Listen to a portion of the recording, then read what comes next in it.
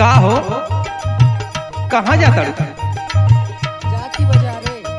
बाजारे? हाँ। अरे फूलपुर बाजारे। फूलपुर बाजारे? क्या बता? इतना सौदा बना के?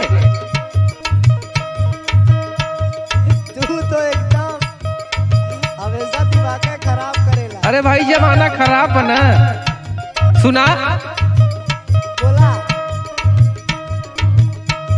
लाल लाल होठ जान मारे लो रनिया,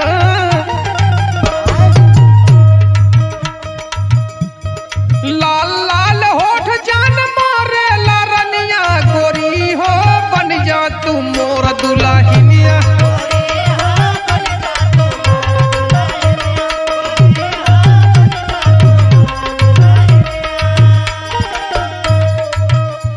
सुनत हूँ? मतलब तो से तनकी सगर के हंस के बोल ले तो तार दुल्हन बने के तैयार रहता। अरे भाई हमरो शादी नान भइल बा।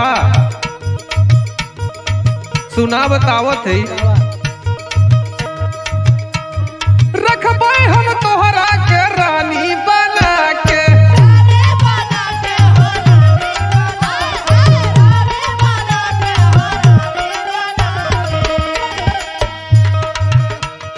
कौनो न कमी होई कहीं समझा के।